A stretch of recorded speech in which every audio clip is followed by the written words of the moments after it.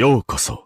यो कैसे हो लॉन्डो। आज के वीडियो में हम लोग सोलो लेवलिंग सीजन 3 पार्ट 3 को डिस्कस करेंगे, लेकिन उससे पहले पार्ट 2 का एक छोटा सा रिकैप देख लेते हैं। पार्ट 2 में हम लोगों ने देखा था मिसेस चाहेइन जिनो और जिनो का जो गिल्ड है उसको ज्वाइन करना चाहती थी, जिसको जिनो तो मना कर देता है कि तुम ज्वाइन नहीं कर सकते, लेकिन वो फिर भी इंसिस्ट करती है। देन जिनो बोलता है ठीक है तो तुझे एक एंट्रेंस टेस्ट देना होगा। मिसेस चाहेइन भी इससे एग्री करती है। इसके बाद मिसेस चाहेइन इग्री से फाइट करती है और उसको हरा भी देती है। देन मिसेस चाहेइन को फाइट करना पड़ता है बेरू से, और बेरू से फाइट करने के दौरान बेरू अपने ऊपर कंट्रोल खो देता है और फिर मिसेस चाहेइन को मारने जाता है, लेकिन जिनो लास्ट मोमेंट पे उसको बचा लेता है और फिर दोनों अपने अपने घर चले जाते हैं। तो चलो अभी पार्ट 3 को एक्सप्लेन करते हैं। स्टार्ट में हम लोग देखते हैं जिनो अपने घर में होता है और वो यही सोच रहा था कि मैं डेफिनेटली टॉल भी हो चुका हूँ और एक बेटर शेप में भी हूँ, लेकिन क्या मैं हैंडसम हूँ? आई थिंक मैं एवरेज हूँ। फिर वो जाके अपने बहन से पूछता है, ओए जरा बताना मैं कैसा लगता हूँ तेरे को। उसकी बहन पूछती है कैसा लगता है मतलब क्या है। जिनो बोलता है एज ए मर्द मैं तेरे को कैसा लगता हूँ। उसकी बहन भी लाइक इतना कॉन्फिडेंस आया कहाँ से तेरे पे। अगर तुम लोग सोच रहे हो मैं बार बार जिनो की बहन क्यों बोल रहा हूँ, मैं उसका नाम क्यों नहीं ले रहा, तो भी ऑनेस्ट बोलो तो मैं उसका नाम भूल चुका हूँ। आगे हमारा मॉगर कुन बोलता है मैं सोच रहा हूँ एक गिल्ड को क्रिएट करने का, और उस गिल्ड का नाम मैंने सोचा है सोलो प्ले गिल्ड। तेरे को ये नाम कैसा लगा? जिना भी लाइक तो मजाक कर रहा है ना। हाँ मुझे उसका नाम याद आ गया।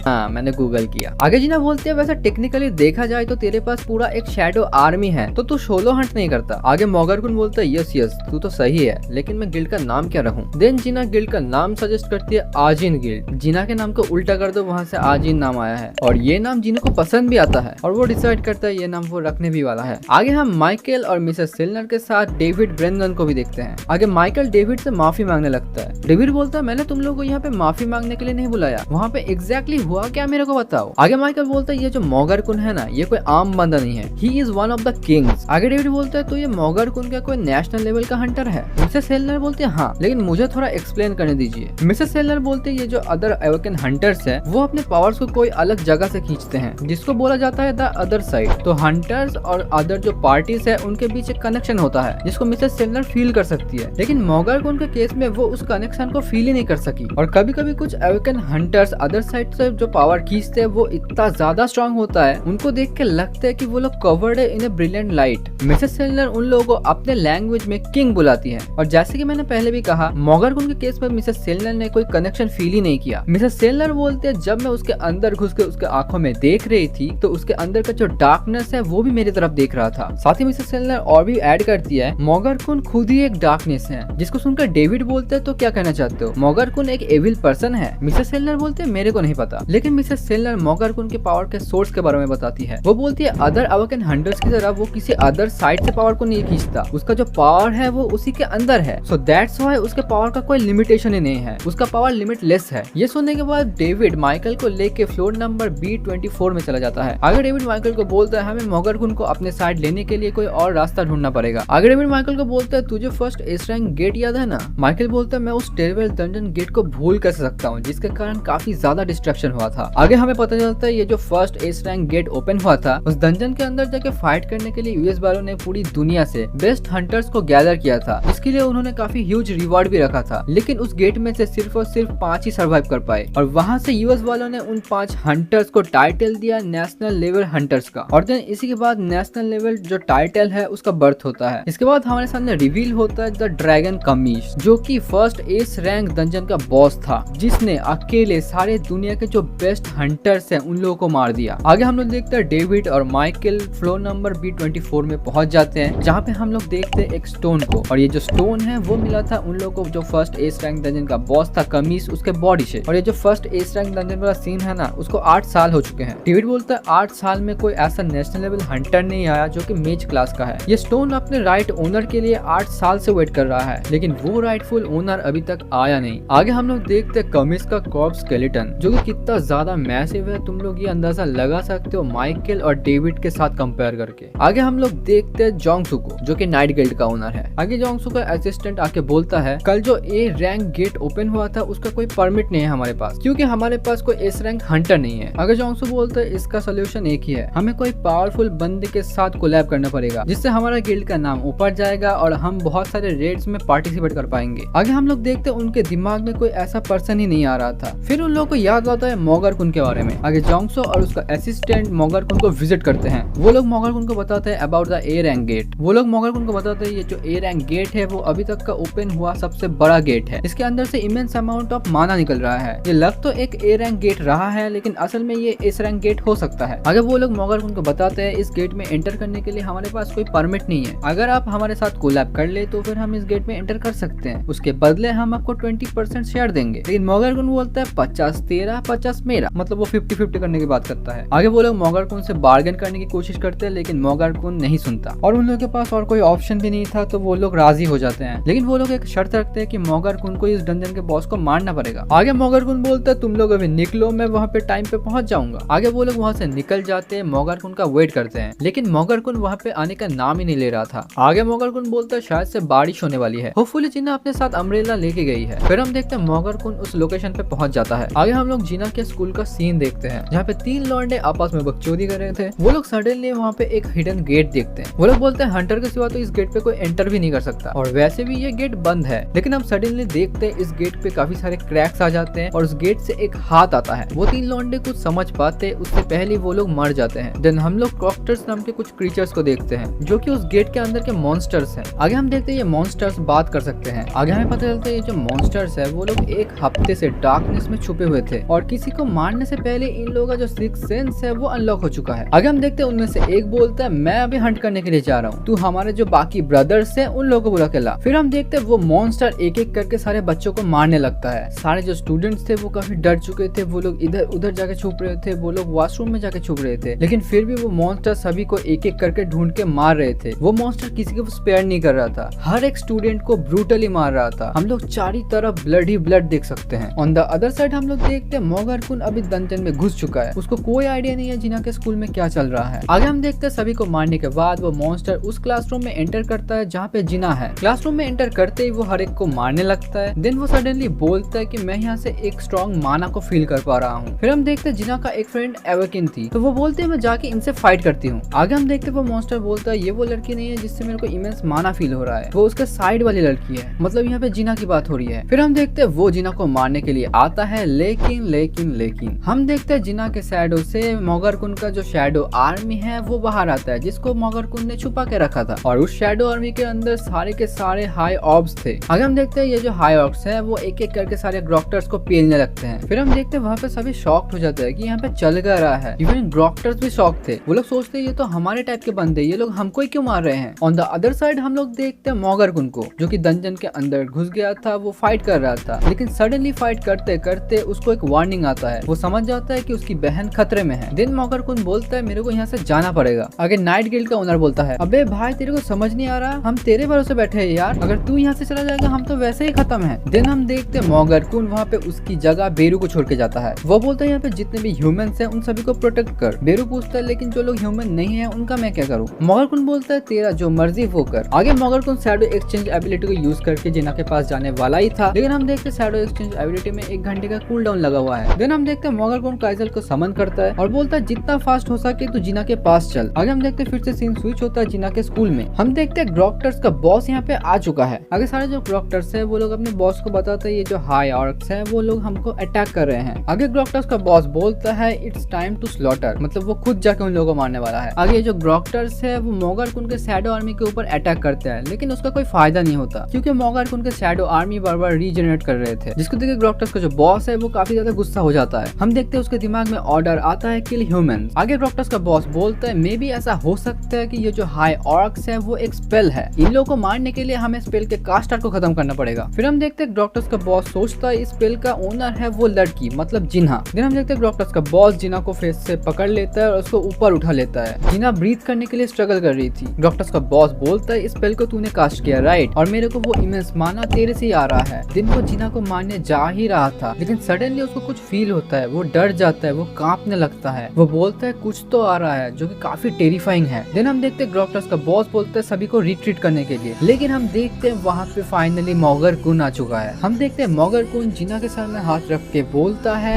You are safe now. आगे ग्रॉक्टर्स का बॉस मोगर कुन को देख के कांपने लगता है। वो बोलता है मैं ग्रॉक्टर्स का बॉस हूँ, लेकिन मोगर कुन बोलता है शट अप, तू वहाँ पे मेरा वेट कर, मैं तेरे से बाद में मिलूंगा। आगे मोगर कुन जिन्हा को पकड़ के बोलता है अभी सब कुछ ठीक है, सॉरी मैं आने में लेट हो गया, और वो बाकी सभी से भी पूछता है कि तुम लोग ठीक हो कि नहीं। करंटली ना मॉर्गन कुन काफी ज्यादा गुस्से में है, उसका मूड काफी खराब है। उसके बहन पे अभी बात आ गई है, वो छोड़ने तो नहीं वाला। उसका ऑरा देख के ही लग रहा था कि वो फाड़ के रख देगा। हम देखते हैं वो इग्रिस को समन करते और बोलता है जीना को प्रोटेक्ट कर, और अपने बाकी शैडो आर्मी को ऑर्डर देता है यहाँ पे जितने भी बच्चे हैं उन सभी को लेकर यहाँ से निकलो। आगे हम देखते हैं डॉक्टर वहाँ से मूव करने की कोशिश करता है, लेकिन मॉर्गन कुन बोलता है मैंने बोला वहाँ से मूव मत कर। तुम मॉर्गन कुन का ऑरा देखो, ऐसा लग ही रहा है वो किसी को छोड़ने नहीं वाला, वो सबको फाड़ के रख देगा। आगे वो हाई ऑर्क मॉर्गन कुन को बोलते अब मैं समझा, ये जो हाई ऑर्क्स है वो असल में तुम्हारे सोल्जर्स है और ये लोग इमॉर्टल है। लेकिन मेरे को एक बात बता, तू मेरे लैंग्वेज को समझ कैसे रहा है और तू है कौन? आगे मॉर्गन कुन ऑरा फार्मिंग करने लगता है, वो किसी को जवाब नहीं देता। लेकिन जो ग्रॉक्टस का बॉस है वो बोलता है ये जवाब नहीं देने वाला, सब लोग इसके ऊपर अटैक करो। आगे सारे ग्रॉक्टर्स मॉर्गन कुन के ऊपर अटैक कर देते हैं एक साथ। मॉर्गन कुन अपने कमांडर टच को एक्टिवेट करके एक एक को पटक पटक के मारता है काफी ब्रूटली। आगे एक एक करके मॉर्गन कुन सारे ग्रॉक्टर्स को मार देता है और फिर हम देखते हैं वहाँ पे बचता है ग्रॉक्टस का बॉस। मॉर्गन कुन ग्रॉक्टस के बॉस को पकड़ लेता है और उससे पूछता है तुम ह्यूमंस को मारते क्यों हो? ग्रॉक्टस का बॉस जिसका आंसर देता है हमारे दिमाग में एक वॉइस आता है जो कि बोलता है ह्यूमंस को मारने के लिए। आगे मॉर्गन कुन पूछता है तो मेरे बारे में क्या ख्याल है, क्या ये वॉइस मेरे को भी मारने के लिए बोलता है? ग्रॉक्टस का बॉस कुछ नहीं बोलता, वो मॉर्गन कुन को बोलता है उसके लाइफ को स्पेयर करने के लिए। आगे मॉर्गन कुन फिर से उसको बोलता है तू मेरे सवाल का जवाब दे, क्या तेरे दिमाग में जो वॉइस आता है वो मेरे को भी मारने के लिए बोलता है? लेकिन ग्रॉक्टस कोई जवाब ही नहीं देता। मॉर्गन कुन अगेन सेम सवाल पूछता है, लेकिन ग्रॉक्टर इस बार भी कुछ जवाब नहीं देता। वो बोलते हैं मेरे लाइफ को स्पेयर करो, मैं तुमसे भीख मांगता हूँ। देन जिन्हो बोलते हैं ओ